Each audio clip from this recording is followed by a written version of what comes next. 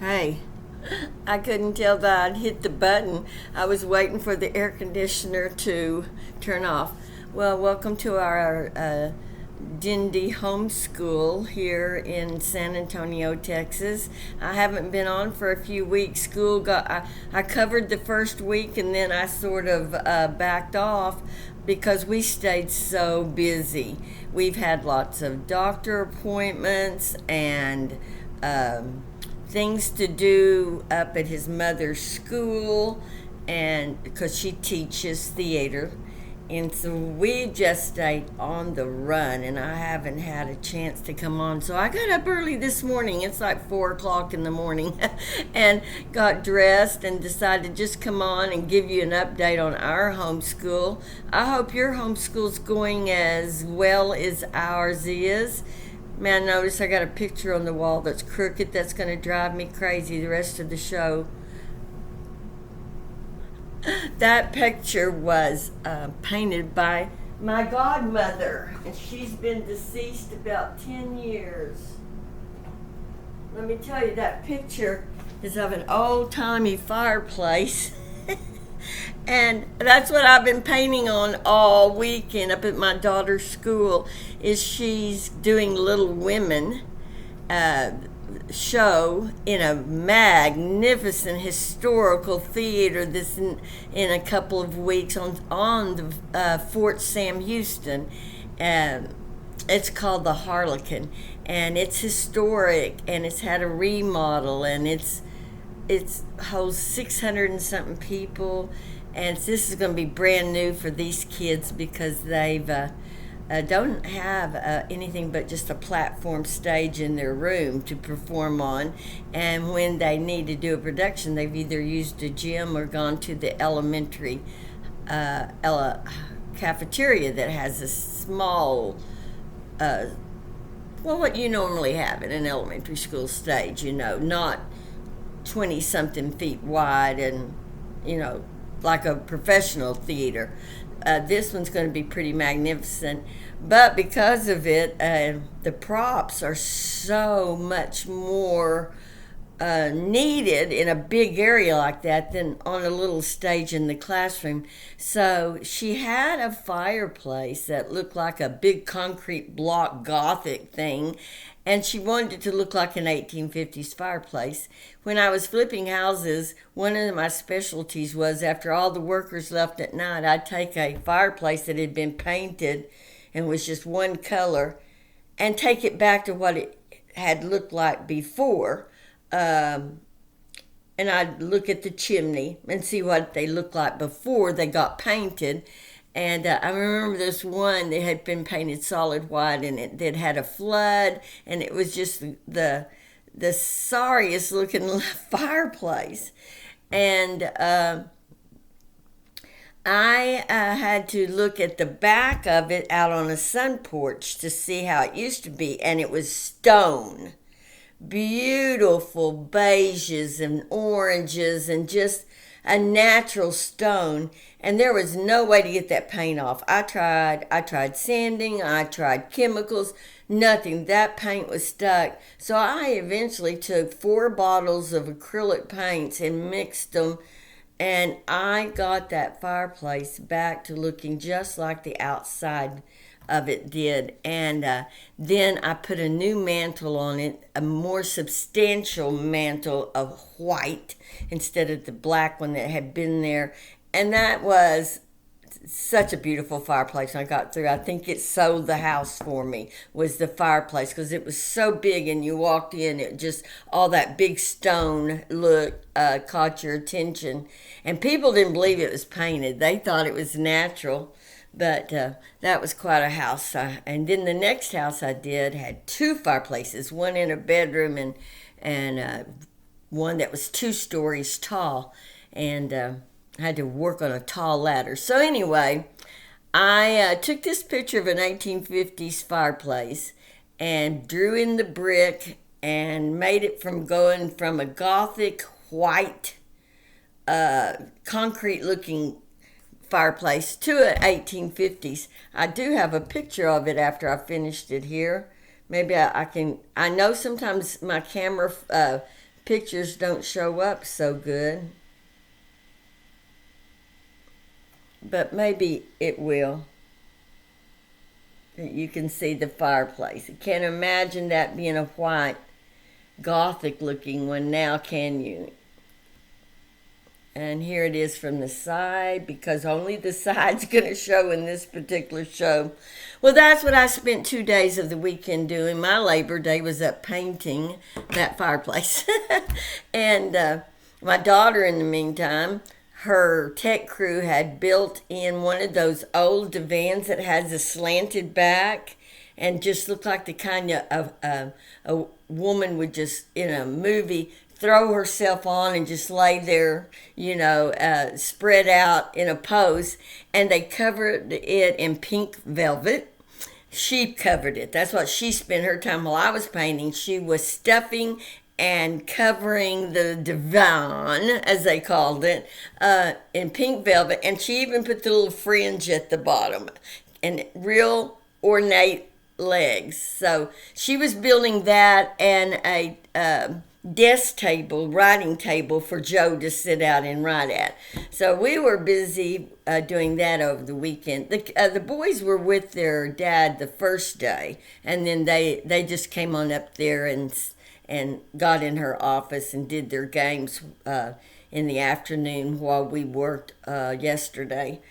But today, what I'm going to probably speak to you most about is art, because Toby's never done much art. Even though his mother and I are both artists, he has suffered from dysgraphia. He couldn't even hardly hold a pencil that we could, do artwork. He had trouble scissoring, anything to do with the hands. But I think the myelin, you get all these things, even reading better, once the myelin fills all the nerve cells. And I think it has happened now, because now he only drops maybe 1 pencil a day instead of 5 to 10 pencils a day. We don't have a graveyard of pencils anymore.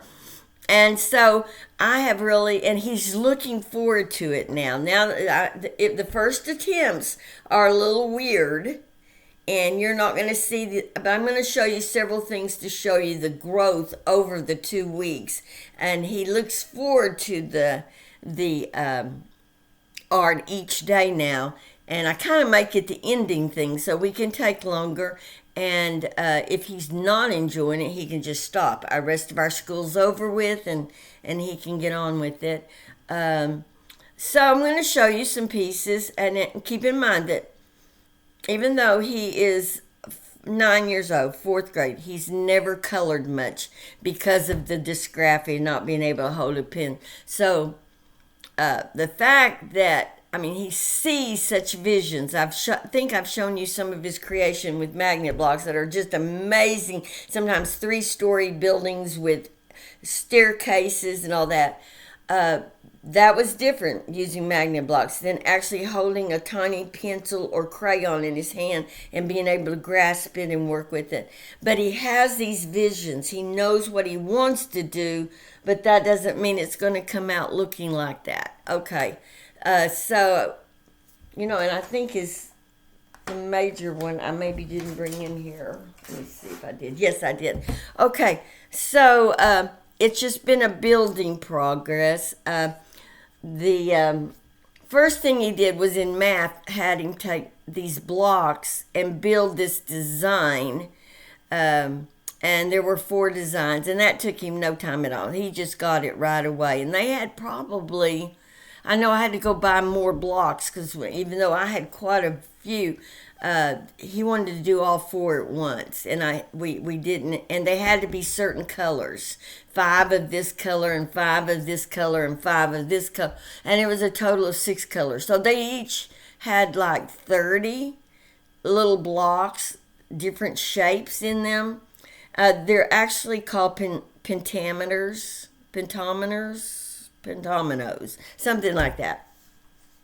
Well, then he got them built, and I said, "What? Now take and trace each one as you take it off. And that was kind of hard for him because to take it off, hold the paper down, trace around it, not joggle any of the other shapes was hard. But he finally got it all done, and he had the shapes, and we started looking at them going like, what does that look like to you? What is the outline of?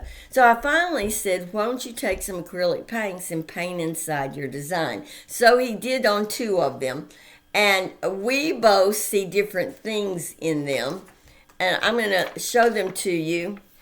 I think the gray one at the top looks like that new airplane that the military has come out with, that's got the wings that's going slanted like this. And I got the picture of the airplane and put it up against it after I said that to him because he could not see the airplane there. He saw a bird in flight. And I can see that too. But if you could see that new airplane that they just released, it looks like it's tilted in flight where you get the front of this one and just the back view of that one going. And then this one here, we called it the racer. To us, it looks like a racer, and this was the wheel here. We just didn't have a wheel over here. I thought he was going to go ahead later and add that wheel because you could see the person sitting in the racer here. This is your big windshield, and that's your big motor in the back. So that was his first one. And his mother took his second one home. I'm going to show you mine. We used one of these hard cardboard type art frames from the Dollar Tree, and we were using this alcohol ink paint, and they're hard to paint with.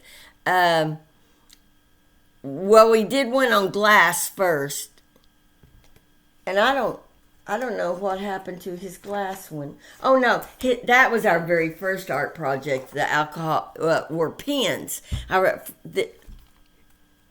Before he even did the shape one, he just took these new colored ink markers and did this. And I was using alcohol inks on mine.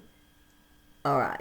And I didn't bring it here to show you, but he called it his rainbow wall.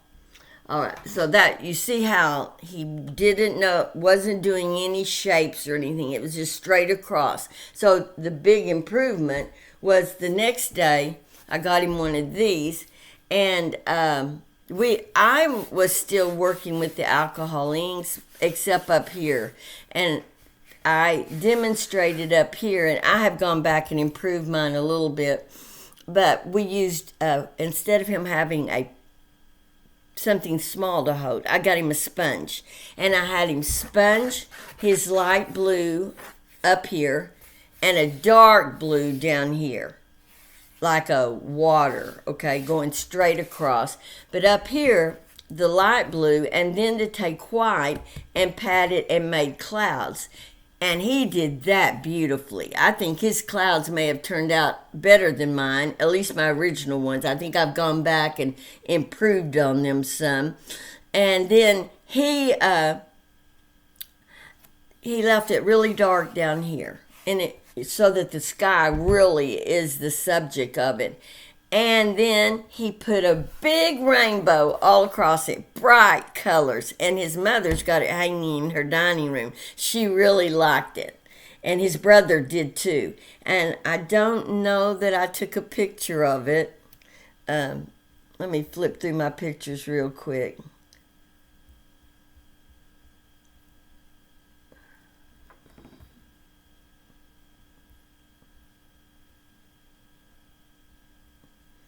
Sorry, this is taking a while.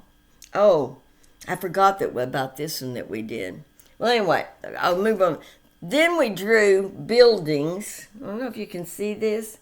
Buildings inside buildings from a little book I had.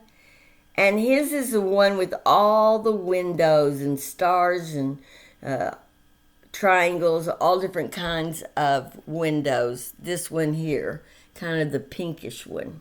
Right there. And then he did the 2 that were already drawn next to the pink one. And I did the three on this side over here, and he did the ones on this side here. I hope that's showing of it. His is this one right here, and the two on both sides of it. All right, I thought he really enjoyed that. We laid in bed and did that, and he really, really looked at it.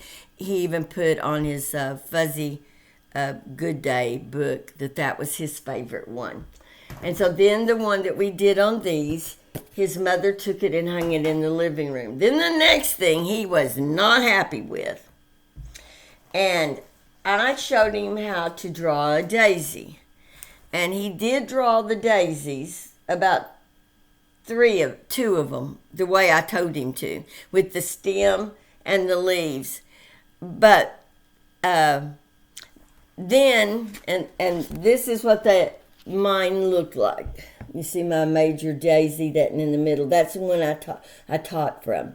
Then I went back with some colored pencils and added a little grass, put the green in for the stems, added some leaves, and I took that colored pencil and just colored in the blue sky. And what I did is I laid it on its side and did just these marks straight across like that. Well, this is where it shows up the dysgraphia for him, that he's never used crayons and he doesn't know how to get that smooth look. And he didn't really know that daisies are white with yellow centers, even though he saw mine. He likes rainbow colors. So he really did an okay job coloring in the daisies. Much better on his stems. But then when he saw me do my sky, he decided to put in a blue sky too with a crayon. And it goes back to looking more like a first grader's.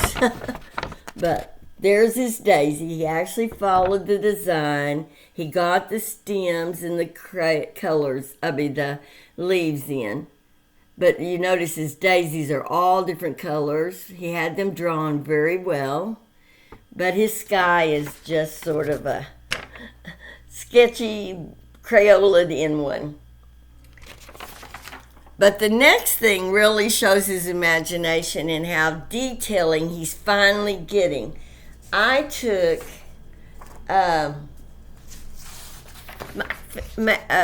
paint, a water paint, and I put his thumb down in it, and then I just made thumbprints all over the paper, and then I did it on mine, and I told him he could do some more thumbprints because I just wanted him to see how to make the thumbprints. And I started out with these at the top here, making people, and the caterpillar or the centipede right here.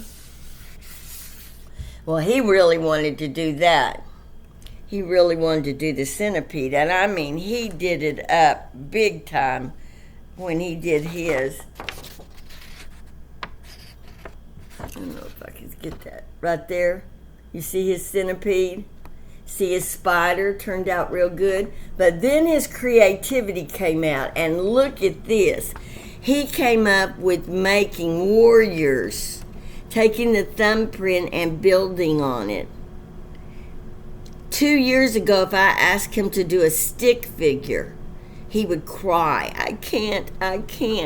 And now he's putting detailing and shapes and spears and all kinds of shields, hats.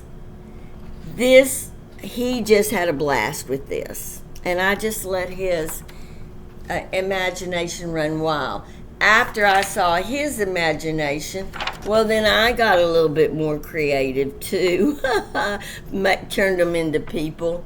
And finally, I just went to the book and started doing all the faces and all the different little animals. So if you can find a thumbprint book, you can spend hours doing things like lions and puppy dogs, and these were all sports people. We spent a lot of time on that one. We really had fun with them. And then I don't know if you know what a pour is, but if you've been seeing any of the art on my wall back there, those are all pours, where you take colors of paints and put them in a cup, and then you pour it onto the canvas and shake the canvas up, and you get designs. And I have a wall of them that are all planetary things, and like galaxies, and Saturn with the rings. Well, he wanted to do one with the Saturn rings, and so we blacked out a canvas where it's totally black, and then we put the colors in the order that he wanted his planet to be, and whatever color you want on the outside, it needs to be the last color you put in. So the first color that's going to pour out is going to be your outside. And then, so you start and go backwards order. So his backwards order was first blue for his rings, then black, because he wanted the space to show up, then blue again, yellow, green, with red in the middle, because he wanted the red dot. I'm thinking the planet that has the red dot, is that Mars? But it doesn't have rings. But remember, in art, you can be creative. And he did so good, but like I told his mother, he saw how I added little tiny stars on the background of some of mine, and he can't get that tiny. And so he kind of overdid the stars, and it takes away from his planet. But I want you to look at this. What you do is you pour it and let it spread out, and it starts spreading. And we stopped on the blue to give that blue a long time to spread out. Then we got down to the black that was inside the cup, and we poured, and then we stopped and let it spread out. Then we went back with the blue, and then he kind of poured the yellow really too fast to give this second ring of blue time to spread out and get bigger. But the yellow, then he was more patient with and gave it more time, so it's bigger. Then the green, and finally the red. And you let it sit, and it takes it about 24 hours to dry because it's really thick. So then he had total black around here, which I thought it looked really stunning once he did that. But then he wanted to add the stars, and I think that kind of takes away from his planet. But you got to let the artist do what the artist wants to do. What most parents do is they stifle their child's creativity by going back and saying, "Oh no, you've ruined it now. Let's black that out." And but you have to let the artist do what they want to do, or you will stifle it to where they'll hate art. My daughter would enter art shows and win on every different kind of art I showed her, from oil paints to acrylics to colors, pastels, which are kind of like a chalky crayon.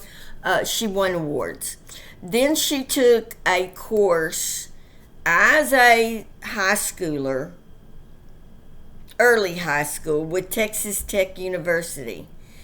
And she made double A pluses in there. She was so good at drawing and doing the things they made her do. Like, one of the first projects was to draw a tennis shoe with the, all your ties in there and your bow and everything. She hated being restricted to what she could draw. And but every lesson you were made to do this and do it by the picture they gave you. You had to match it. She hated that.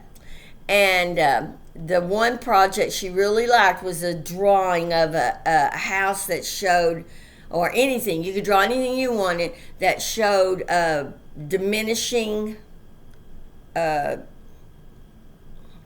don't even remember how they call it. But it's like the further away you get, the tinier something gets, and the closer, so like a road goes out like this. Sort of like on my... I thought I brought mine in here.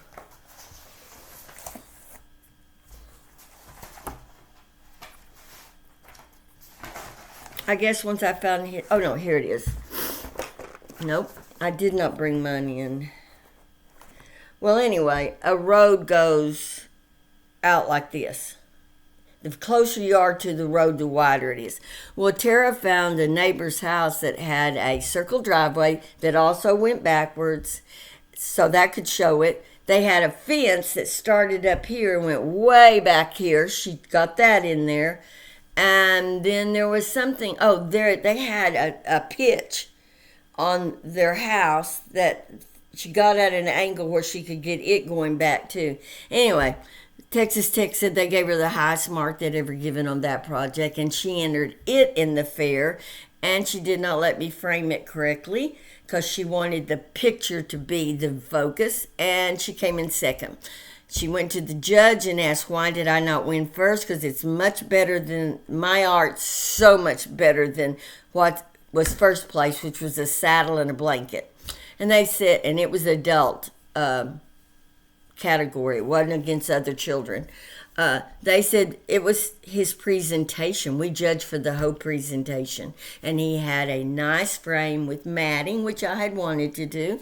But she said, no, just get a simple little frame. The picture needs to be what they look at. So after that, when she entered things, she let me go ahead and frame them and mat them. She realized, she learned. It was a learning experience that full presentations is more important than just having a little piece of art. For instance, probably my flowers here on just a piece of paper is not very impressive at all. But if I give you a framed flower, let me pull one off the wall to show you. When you get it framed, they're a little bit more impressive, aren't they? A simple flower in a vase becomes way more impressive if you've got it in a frame. So she learned from that. But and then I started teaching her art. She went to art camps and all, from day one. She used to think she wanted to be a Disney artist, but instead now here she is a theater teacher. Okay, the next thing we did in art was math also. We had a fun day. We'd had a really bad day. We had a little car wreck. A man ran a stop sign and hit us. We weren't hurt. Car's not too badly damaged, just over the tire well. But I'm not even sure I'm going to get it fixed because sometimes we take too much pride in possessions and them looking perfect. And maybe it's good to drive around with a car that's a little beat up so you don't feel like you have to be so proud of something. You know, I'm just not a prideful person like that. So I might not even get it fixed. But anyway, I said, let's have a fun day with art. And so we did. And I had bought a bunch of stuff at Lakeshore School Supplies that he didn't know about it. He has seen some of the posters, but he didn't know I got him some fun things. And so one of the things I got him was this box here called A Powerful Mind, Building a Powerful Mind. And they're cards that are numbered from number 30. I don't know why they started with 30 on up to 60. And each one gets harder, and they come with the little pattern blocks in it, and they come in a tray. So that makes a picture. Well, they didn't come in that. They came in a little package. But you're supposed to put them in this, and then from now on keep them in that. And as you're using them for your patterns, you lay them out on it.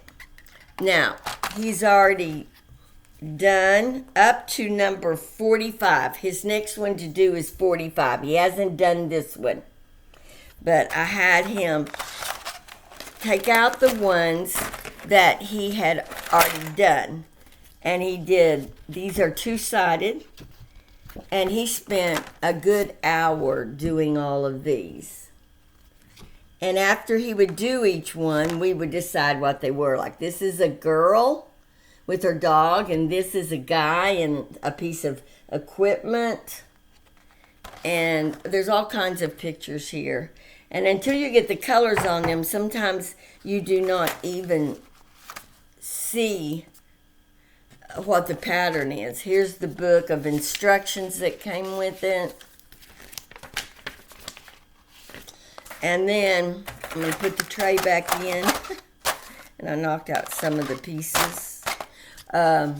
These are the ones you'll start with. And number 61 is the last one. 60. And on it, they show all of them together. Every one of them that you have in the tray on the back of that one. So that's where he did that for well over an hour on Thursday, I believe was the day, Thursday or Friday that we had the wreck. Well, when we got through with that, we had lunch, and then he said, whatever fun thing are we going to do? And I had bought a big container of little tiny cubes that have on one side a piece of paper, and you take that paper off and it connects. So you can connect the cubes together, or you can take it off and connect it to paper. Well, he at first, I told him, I said, take them and make your picture on my whiteboard.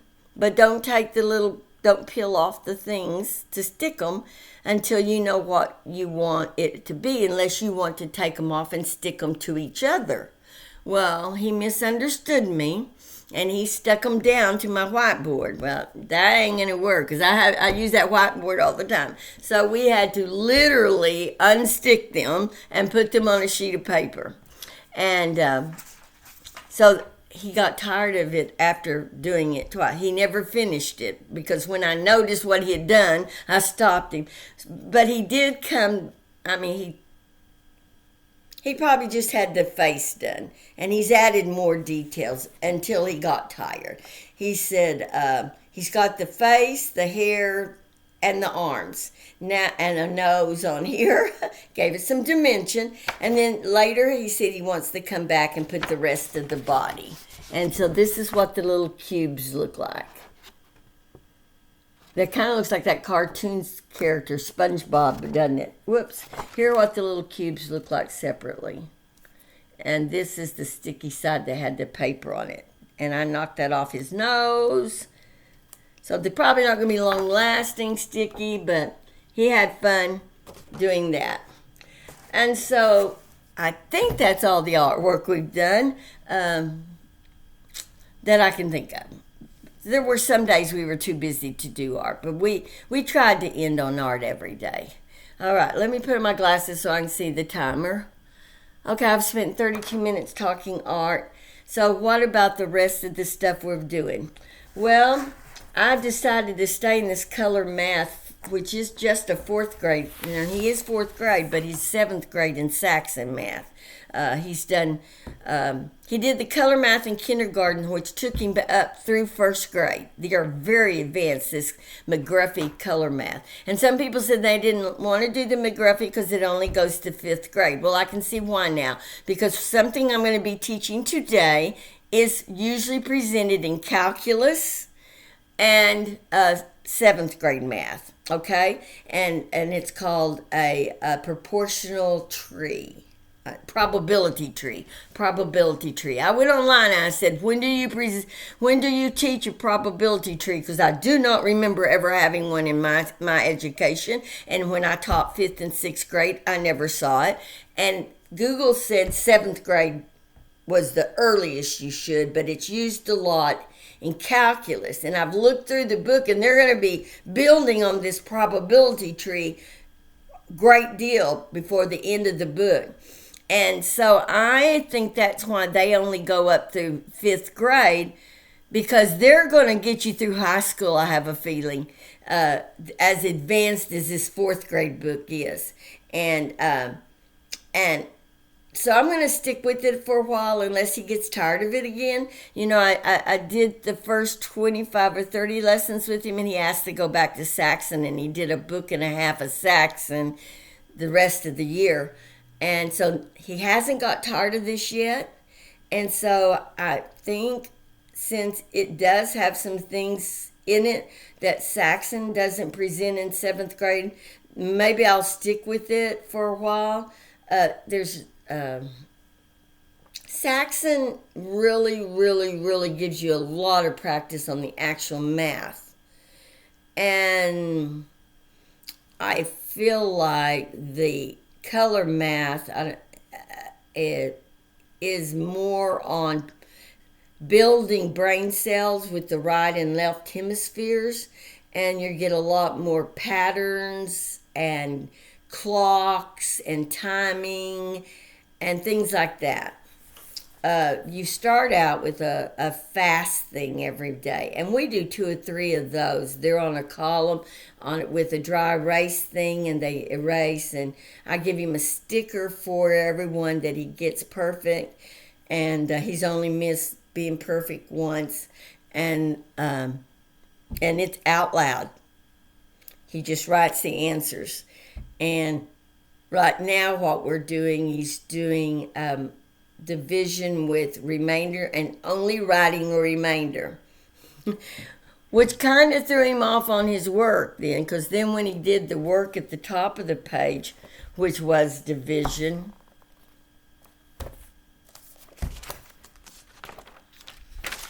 here like this, can you see it? At first he just put the remainders. I had to make him go back and give me an answer. Yeah. And so that's the amount of math that's done in the book. You see here we had patterning, triangles. We're doing a lot of geometry, lots of geometry. And then the temperature thing here. Today we'll be doing a machine in, a machine out, which is a little algebra. We're going to have a extra sheet of coordinate paper and be drawing a picture by putting in coordinates. This is that probability tree right here. And the next one is going to be it's going to be confusing, because you have a coin toss, and off of it is drawn then what if you then drew from 4 colors. So it gets really spread out and different. And I look back at the very ending one for the test at the end of the book, and it's they're taking this probability way further than 7th grade, I'll guarantee you. Way further than 7th grade, into high school statistics. So that's kind of why I thought I'd stick with him, to challenge him to build that right and left hemisphere. Because if you don't do it by the end of 9 years old, your left brain takes over, and that's why so many people don't do art. And I just feel like you're a better rounded person if you can do art and math, if you can use both hemispheres. And so that's what we're doing in math. I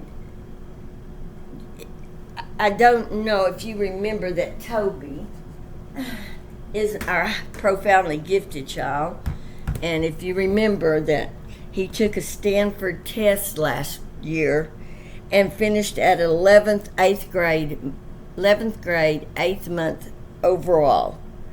And he was 100% in 5 areas post-high school. That in world competitions in math of competitors of 1.5 million, 5 million, and 10 million, it's grown each year. He has finished in the U.S. The first year, I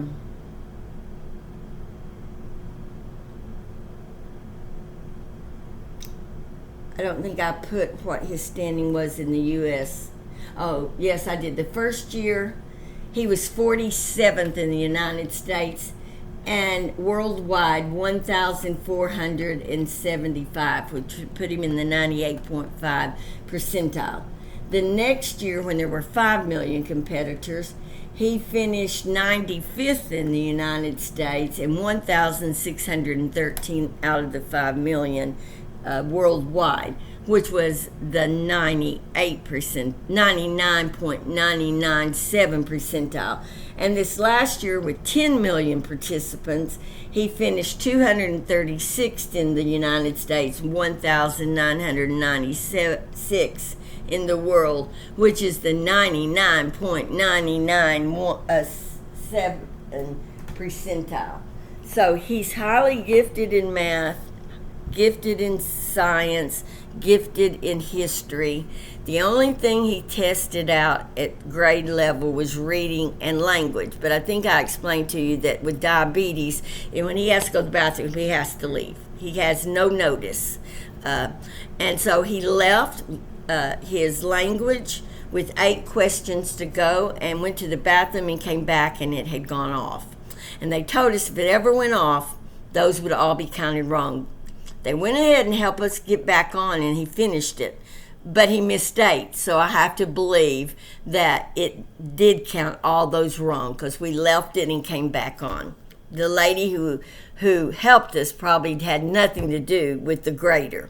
And so I do believe that he had them all right up to that point, and he probably would have finished with maybe 1 or 2 mistakes in both reading comprehension and language, because he was 100% in vocabulary, 100% in spelling, and so he was post-high school and everything else. So I just feel like that if he hadn't had to go to the bathroom, the language and reading would have been post-high school also.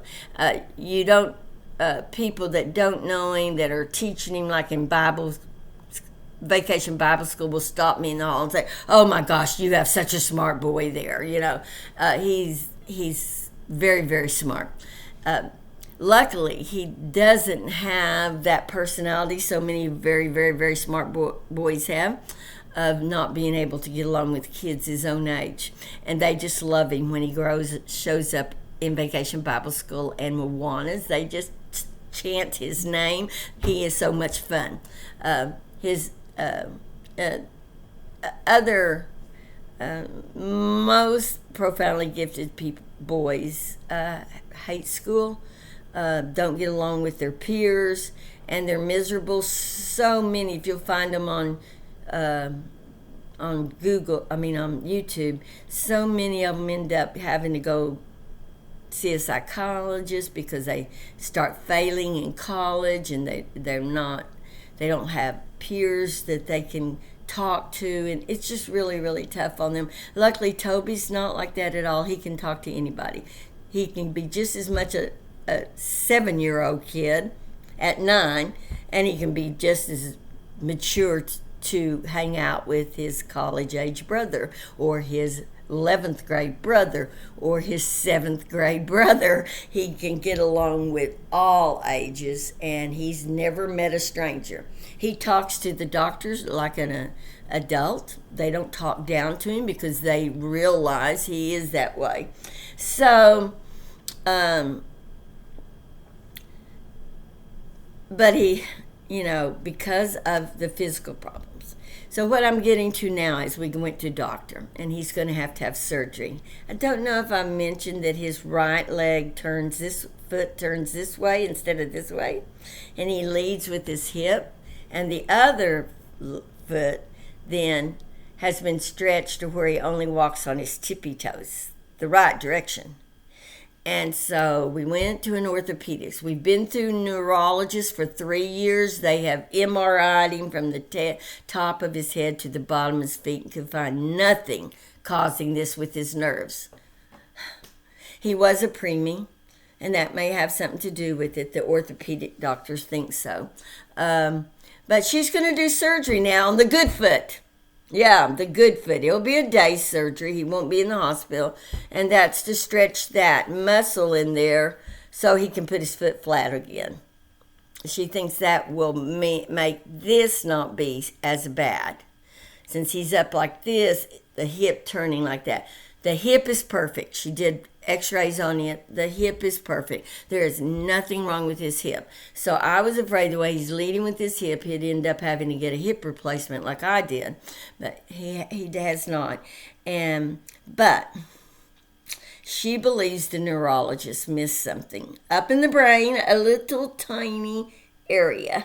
And I'm not going to give it a name right now until we know for sure, because she's sending off for the neurologist MRIs because she thinks he missed it. And she thinks she has a diagnosis, and it is not a happy diagnosis. And so we're not, it's not the kind of diagnosis you want to go along with diabetes too, because diabetes was a diagnosis of something he will have the rest of his life. You'd rather have a diagnosis that we can fix this and he'll be walking perfectly in 6 months, but no, that's not going to happen. And if this doctor is right, and she thinks that the surgery will help getting back the way he was a year ago, this turning the rest of the way. He was walking at an angle before. Now it's turned this way, and the hip coming on around. She said, before we do damage to the hip, get this foot back on the ground so he's back to just more of an angle.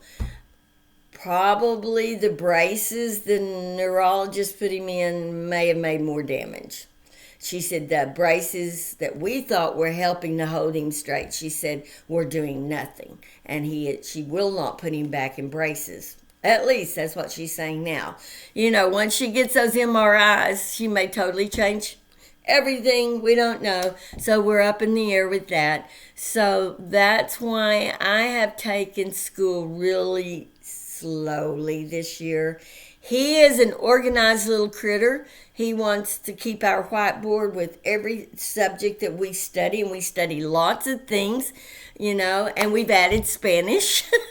Yeah, we're now doing Greek and Spanish, and we only do Greek 1 day a week, and he's practicing the letters. With the problem he had with dysgraphia last year, he could say all of his Greek. We started learning how to take American words and put the Greek letters in, but writing them was not something he was doing. But he's doing better writing now, so on Fridays we write the Greek alphabet. We learn a new letter to write, and so we're still doing that. He still knows all the Greek alphabet, and he likes to say them, but we're now adding Spanish, and we can say things like the bed is a comma, and La Familia is El Papa, La Mama, Los Hermanos. He can count to 10. We've been just doing it a week, and he's already getting a pretty good, he probably has 25 to 30 words in Spanish he can say. So we do Spanish, Texas history. We're in Texas geography right now, and he loves geography. He loves maps. He loves globes. I mean, for his birthday one year, I got him a light-up globe, and he was so proud of it. So proud of it. So he loves anything. He's such an organizer. You know, when he builds with his blocks, he's got to divide them into colors first. And so he likes to keep up with what subjects we've done each day and which ones we don't do, we finish the next day, because we're doing 15 things. So, of course, we're not going to. And we only do them for about 15 minutes a day, each subject, except math. Math, we do an hour. But every other subject in art, we do it longer. 15 minutes on the organ. 15 minutes on Spanish. 15 minutes on Texas history. 15 minutes on science. Sometimes science takes longer because at the end of a unit, you have puzzles and things to do, and that takes longer to write the answers. But so science, history, reading, I read Little Women to him, and he really likes that. I found a new book, more his level than that old original version where they use words we don't use anymore, and he's really enjoying it. He's reading biographies of Texas heroes. He's finished one. He finished Sam Houston, I think. No, he's on the last chapter of Sam Houston. He finished Davy Crockett, and he started Bowie. and he got sidetracked when Houston came in. And today we're supposed to go pick up one or two more new ones that were having brought into the other library. And he started his little card file of his biography reports. And in language, we're doing cons, superheroes, 4th grade. He loves it, loves it. Yeah, and. We still do our Winston grammar about once a week, where we take the little cards and lay out the speeches. Our vocabulary, we're cutting out our vocabulary words from science and Texas history, and we're putting them on 3x5 cards, and we play a game of matching the word with the definition, and then he has to spell the word, and that's our spelling and our vocabulary that way. And we have quite a collection of those already. The Texas history has a whole bunch of vocabulary words. Science is starting to have a bunch too. So that's what we're doing with those. And we just keep it on a whiteboard and check them off as we go through. And that's our school, how our school's gone, He's just keeps growing a little bit each day. And we start the day with Bible. And we're working through the books of the Bible and the stories of the books in the Bible. So we now killed Goliath. We're ready for Saul to start chasing David. But so there we are, and I hope you've had a good homeschool so far. I hope it's not been involved with doctors like ours has, but so until I see you next time, I don't know how often I'll come on and fill you guys in or give you some ideas on art and stuff, because that is something that is a huge part of my life. I have a shirt and I have a cornice board in my art room that says art equals creativity, colors and creativity, and imagination is my happy place. So art's very important to me, and so I'll help y'all with some ideas as we go along. Hopefully today you see how you can use Dollar Tree picture frames and use the glass in them. That's what that was. Dollar Tree, their little cardboard things, and that frame, that one canvas we did of the space, I don't know, was a Dollar Tree canvas too. So you can do some art pretty cheap by using Dollar Tree stuff. You don't have to go out and get the professional paints like I use that are expensive, and I have them all over the place. I mean, I have to stay out of Michael's and Hobby Lobby because I will go bankrupt. Well, you have a good week. This is a start on Tuesday. We'll see you next time. Bye-bye.